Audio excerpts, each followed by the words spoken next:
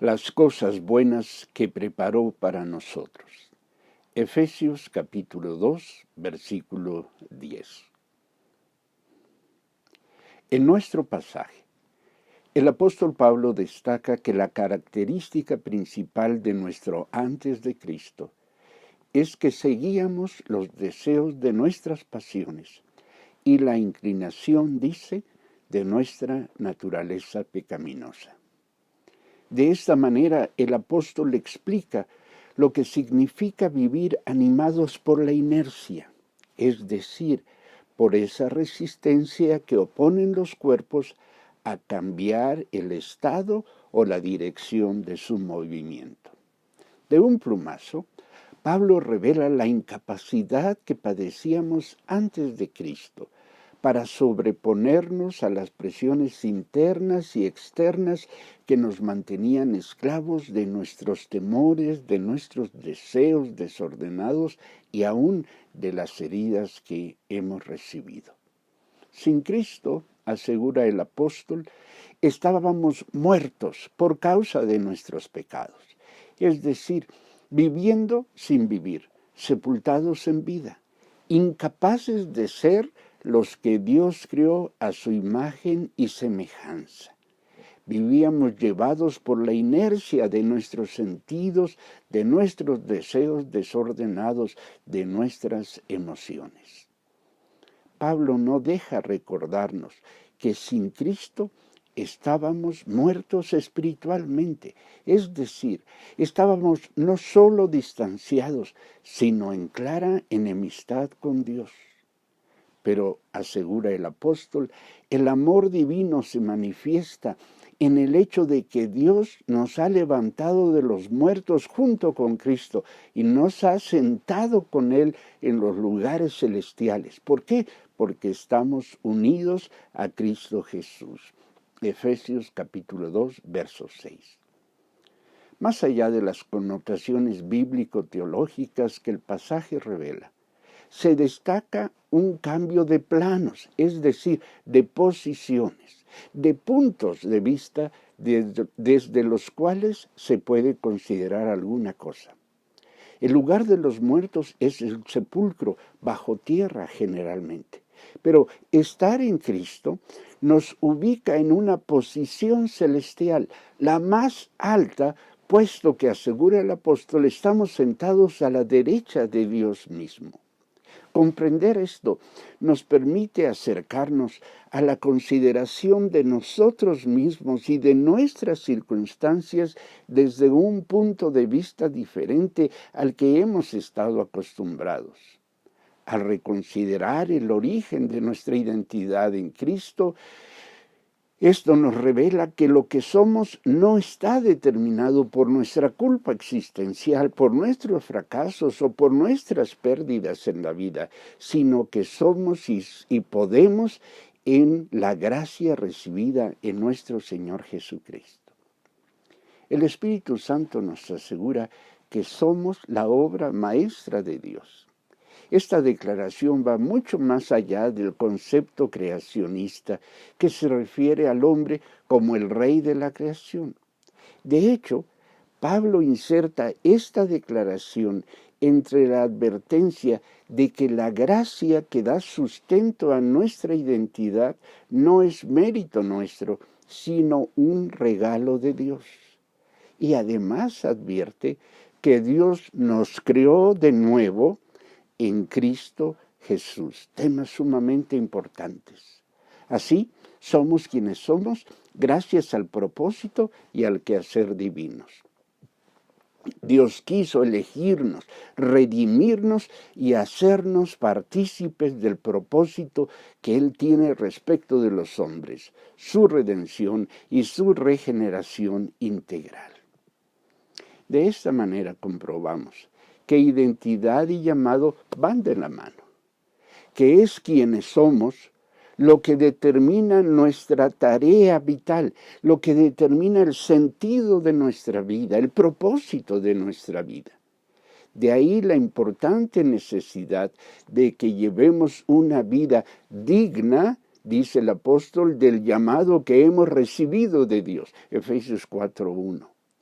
Nuestra redención tiene un origen y un propósito.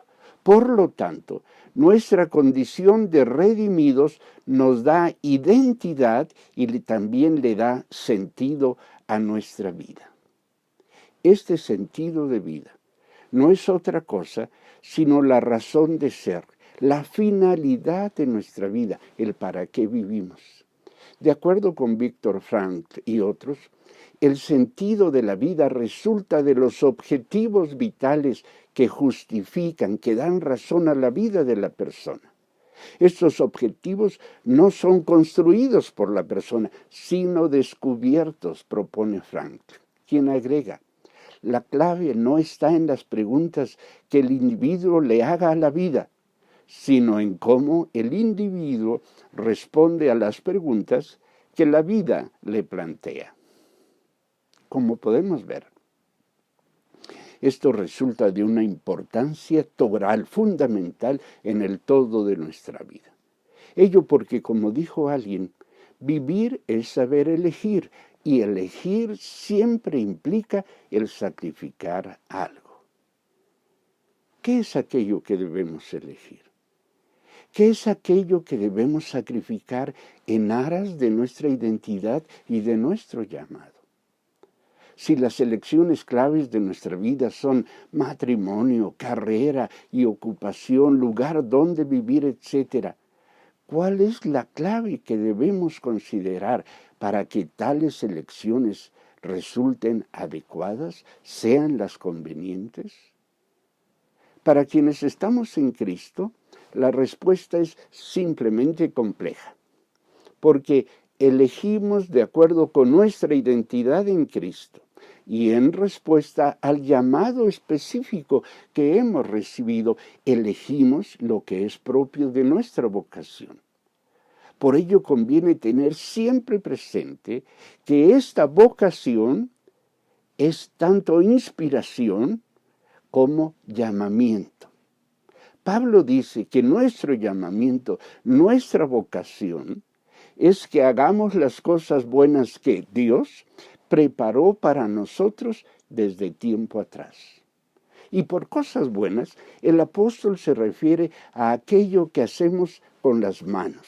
Literalmente se refiere a las cosas sustanciales de la vida que realizamos, de las cuales participamos, las relaciones humanas, la ocupación, la adquisición de bienes tangibles e intangibles, las aspiraciones de la vida, los compromisos que contraemos, etc. Se trata de cualquier cosa en la que nos involucremos o cualquier cosa que produzcamos, sea con nuestras manos, con nuestra mente, nuestro intelecto, con nuestra creatividad, etc. Pareciera entonces que Dios, quien no ha dejado de crear, ha decidido incorporarnos en su tarea, y que así nos inspira para que lo que hacemos cotidianamente sea excelente, sea satisfactorio, pero también que sea trascendente. Me emociona y me ayuda a comprender muchas cosas la declaración paulina, que hagamos las cosas buenas que preparó para nosotros tiempo atrás. Dios no nos llama a que seamos pioneros, a que imaginemos simplemente, que se nos ocurra, a que empecemos de cero. No, en cierto modo, Dios ya ha preparado aquellos caminos a los que nos llama a transitar en la vida. No nos los impone, ojo, pero sí nos invita a que caminemos por ellos. Matrimonio, carrera, ocupación, lugar donde vivir, etc. En todo ello podemos estar seguros, Dios ha preparado los caminos que conviene que caminemos y nos llama, nos convoca para que los transitemos, para que los hagamos propios. Ello explica el que muchas veces las cosas en nuestra vida se han dado inesperada e inexplicablemente. Pareciera que simplemente se nos atravesaron, cuando en realidad solo son parte de una cadena de oportunidades y sucesos que Dios ya tiene preparados para que andemos por ellos. Dios inspira en nosotros aquello que Él considera lo propio y lo conveniente en el todo de su obra redentora. Como piezas de un rompecabezas gigante y complejo, Dios nos provoca para que tomemos la forma y ocupemos el lugar en su todo. Al hacerlo, al obedecer su llamado, descubrimos que Él nos ha capacitado, que Él va delante nuestro, abriendo y cerrando puertas, que Él lo ha dispuesto todo para que todo lo que se ha propuesto se realice en nosotros y a través de nosotros. En no pocas ocasiones descubrimos que nuestros sueños han sido inspirados por Dios. Desde luego, no todo lo que hacemos es aquello a lo que Dios nos ha llamado. A veces hemos decidido y hacer por nosotros mismos. Y entonces descubrimos que lejos de obtener resultados buenos, estos implican una seria descompensación entre inversión y beneficio. Que por más ganancias que obtengamos, no siempre nos sentimos satisfechos con lo que hemos logrado. Que sin importar el costo y la dimensión de nuestros esfuerzos, siempre o casi siempre nos parece que falta algo. ¿Y cómo no va a ser así si nos estamos ocupando de aquello que no corresponde, no es propio ni de nuestra identidad, ni corresponde a nuestro llamamiento? Nuestro ser iglesia, nuestro ser miembros del cuerpo de Cristo, determina, guía lo que corresponde a nuestra vocación y a la elección de nuestros caminos de vida. Como hemos dicho, la iglesia es un espacio de servicio para el bien de aquellos que no conocen al Señor, como también para aquellos que ya forman parte del cuerpo de Cristo. Hemos sido llamados en la iglesia a servir a los que no conocen a Cristo y a los que siguen a Cristo. Pablo nos recuerda que un cuerpo tiene diferentes miembros y que cada uno de estos realiza una función especial. De igual manera nos asegura, Dios capacita a los miembros del cuerpo de Cristo con capacidades diferentes para que cumplan funciones distintas en diferentes ámbitos, espacios de la vida. Esto resulta de primordial importancia para comprender mejor lo que tiene que ver con la vocación, con el llamamiento personal que cada uno de nosotros ha recibido. Por mucho tiempo, muchos han considerado que servir a Dios implica dejar todo lo del mundo, dicen, y dedicarse únicamente al ministerio de la iglesia, en particular al pastorado. A muchos se les ha presionado para que renuncien a sus ocupaciones, a sus profesiones, a sus espacios en la sociedad, aún a sus sueños. Según esto, para que sirvan a Dios en la iglesia. Y así no pocos obreros, maestros, médicos, deportistas, artistas, músicos y muchos otros han tenido que renunciar a aquello para lo cual Dios los ha capacitado con el pretexto, paradójicamente, de que así podrán servirle a Él. Y sí, Dios llama a algunos de nosotros para que les sirvamos en el ministerio de la iglesia, realizando tareas pastorales, y nos pone la vida de cabeza, pero no lo hace con todos. El maestro de escuela, el artesano, el albañil, el ama de casa, el médico, el futbolista, la cantante profesional, el vendedor, el arquitecto, el panadero, la cocinera, el maestro universitario, la enfermera, la científica, el político o la política, el funcionario o la funcionaria de gobierno y cualquier persona que realice cualquier oficio, ocupación o profesión, es llamado a servir a Dios proclamando su evangelio y edificando a sus hermanos en la fe en el lugar y en el espacio de servicio que Dios le ha abierto. Y lo mismo tiene que ver con nuestra edad, nuestra condición económica, nuestro nivel social o de estudios, etc. Porque al ser miembros de la iglesia, somos capacitados para servir a Dios ahí donde Él nos ha llamado y colocado. Cada uno de acuerdo con su vocación y con las capacidades y las oportunidades recibidas. La única condición es que en aquello que hacemos nos anime el propósito de honrar a Dios en todo lo que hacemos y de servir al otro en el amor y con el propósito a la manera de Cristo. Hoy les invito a hacer nuestro lo que Dios ha inspirado en nosotros y que de alguna forma se ha convertido en nuestro propio sueño, cuando menos en nuestra inquietud.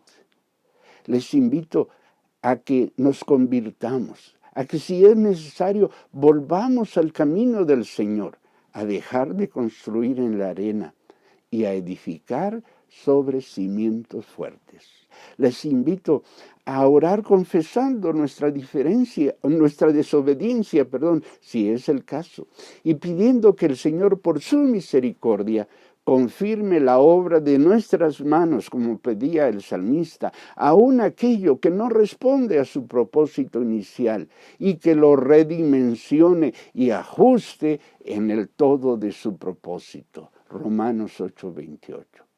Sí, les invito a que seamos quienes en realidad somos y a que hagamos las buenas obras que Dios ha preparado de antemano para que andemos por ellas. Sí, a esto los animo, a esto los convoco en el nombre del Señor.